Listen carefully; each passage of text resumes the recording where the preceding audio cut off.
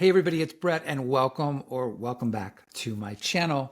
Where today I wanted to talk about my London booty. That's actually not the word. I wanted to talk about my London haul when I was recently in London a few weeks ago, and I bought a bunch of books. So I wanted to go over those with you. So stick around. First of all, before I start, I have to just say, because we're in spooky season, October, Halloween is almost here, and I have to talk about the one book that I'm reading slash listening to that I would highly recommend, and I'm going to rave more about it when I finish because I'm not done yet, but it's so good, and that is Joe Hill's King Sorrow. Now look, I'm going to start this by saying it is a beast of a book, and no pun intended, because it's about a dragon, but it's almost 900 pages. And I know for so many of you, you're already cringing and like, no way. Well, here's what I'll tell you. It is so grab you by the throat, immediately draws you in. I can't get enough. I started this. I have, first of all, I have multiple copies coming. I was lucky enough to win a giveaway of the book, and I'm waiting to get that from the American publisher. But I'm also had ordered a copy from Goldsboro, their special edition, because I just kind of knew that this was going to be the book for me. I've read one other Joe Hill before, Heart-Shaped Box. Oh, I actually read Nosferatu as well.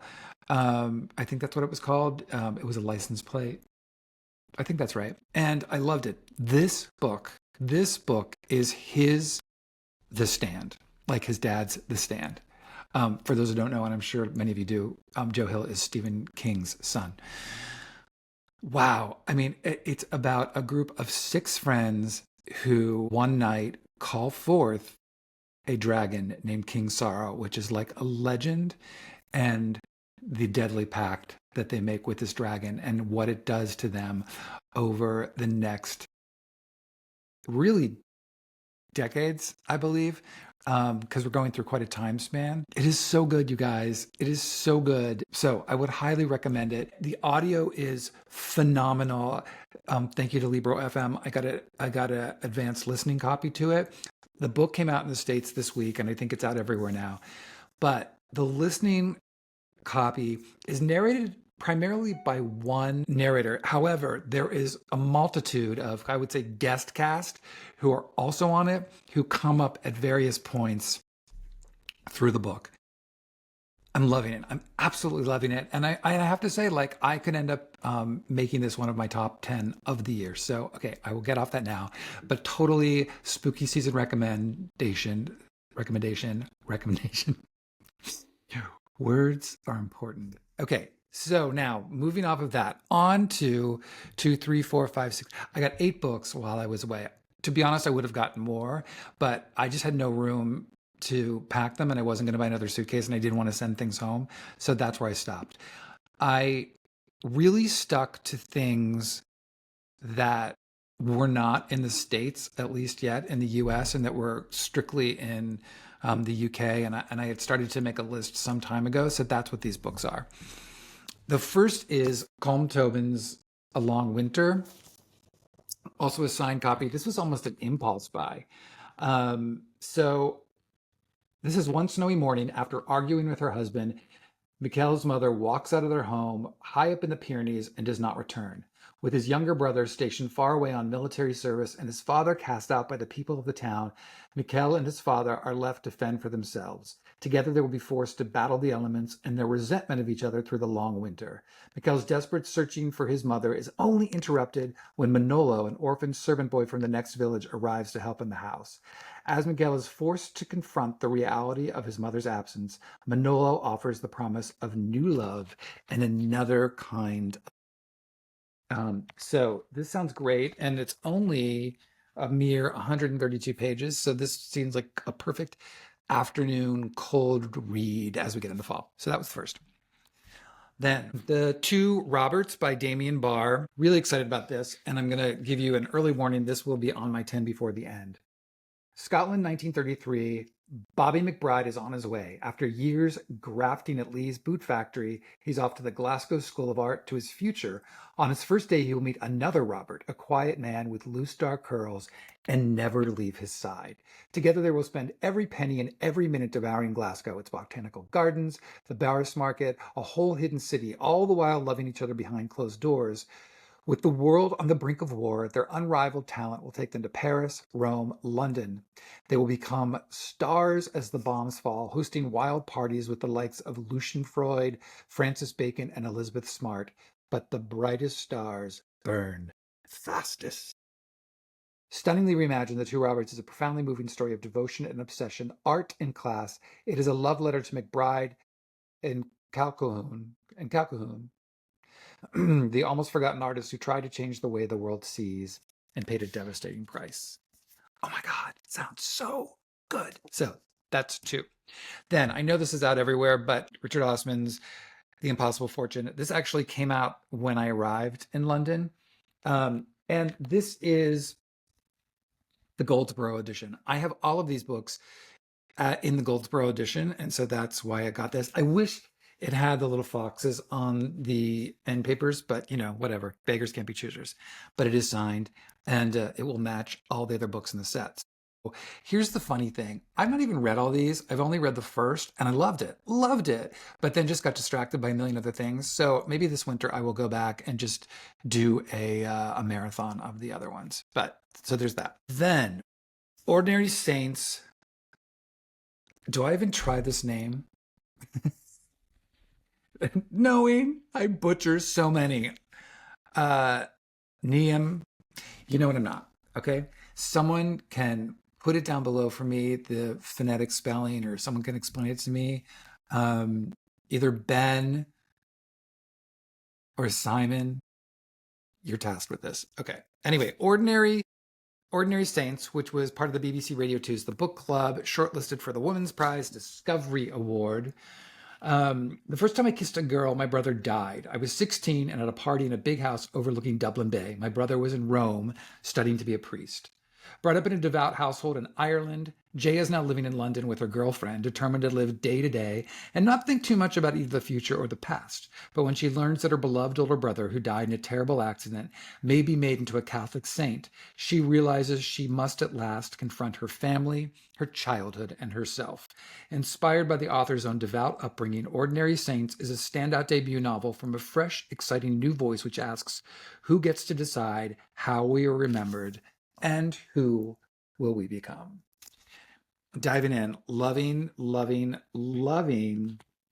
Irish writers. So then The Benefactors by Wendy Erskine. This book was one of at least one other that I got that I saw in The Guardian, their list of every year they do, the brightest new talent coming out. And this was one of those books. Meet Frankie, Miriam, and Branna. Three very different women from Belfast, but all mothers to 18-year-old boys. Gorgeous Frankie, now married to a wealthy older man, grew up in care. Miriam has recently lost her beloved husband, Khalil, in ambiguous circumstances. Branagh, the CEO of a children's service charity, loves celebrity and prestige. When their sons are accused of sexually assaulting a friend, Misty Johnston, the three women come together to protect their children, leveraging all the powers they possess. But on her side, Misty has the formidable matriarch Nan D and her father, taxi driver Boogie, an alliance not so easily dismissed. In equal parts brutal and tender, The Benefactors is a daring, polyphonic debut novel about intimate history, class, and money, and what being a parent means. It's also very funny. That's in here. That's not me. I haven't read it yet. She lives in Belfast. This is her debut novel, love debut. All of it says to me, read. Then, going on the nonfiction route, books, A Manifesto, How to Build a Library by Ian Patterson. I don't know where I saw this while I was in the States, and I thought, oh, this sounds fascinating. So saw this on an end cap and said, diving on it. This is a book, about the subversive power of reading and the strange, enduring magic of books as objects. Wise, irreverent, exhilaratingly wide-ranging, books, A Manifesto reminds us that poems know things that we might not yet know ourselves. urges us to seek out the puzzles alive in the art of translation, and celebrates the singular elasticity of the bookshop minute. But even more than this book insists on reading not as a luxury, but a necessary part of reality. We live within language, and when we think, it's with the tools that reading gives us. Our time of cultural and political crisis demands more than books, but without them and without the breadth of knowledge, sense of history, awareness of alternatives, and hope for the future they offer, things will not get better.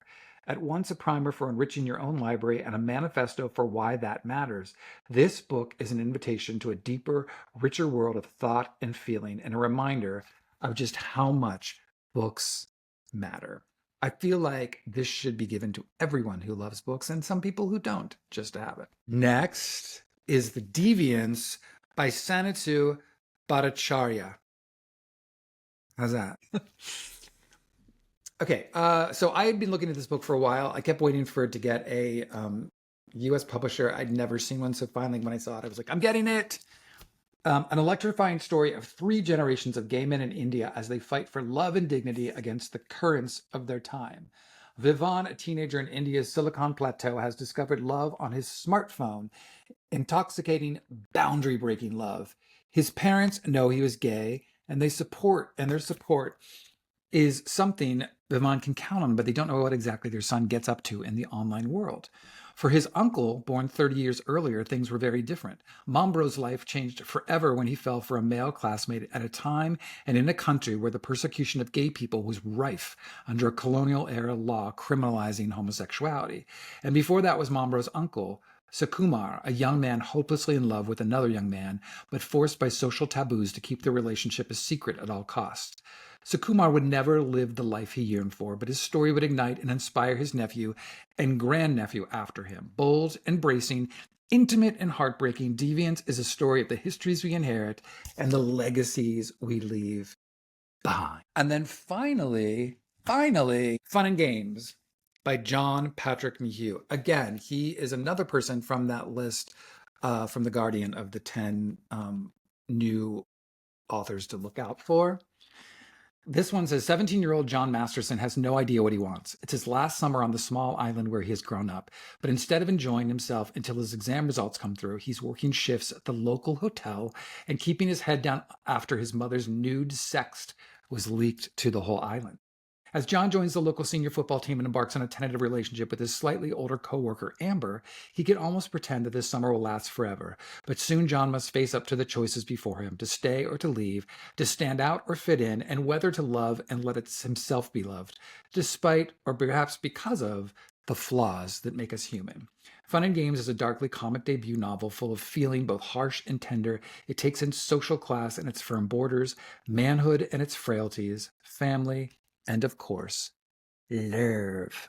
So that's Fun and Games by John Patrick McHugh. I'm really excited about that as well. So literally, I probably can make this eight of my 10 before the end, but I'm not because I have so many other books that I have to try to fit in. And I don't know how, but I'm going to do it. So I'm going to be back next week again with my 10 before the end, and then my October wrap up as well, but I'm still we're still a ways away from that. Next week on the Behind the Stack podcast, I will be having on Max Delson for his debut novel collection of short stories called Crawl, which just came out this week, and it's fantastic, and he was really fun to talk to. So for those of you who are following the podcast, check that out. Thank you all for being here. I hope you're all having a fantastic week. And let me know what you thought of these. If you've read any of them, tell me. If there's things I should prioritize, tell me. I really want to know. So going in blind. All right. Have a great week. Thanks.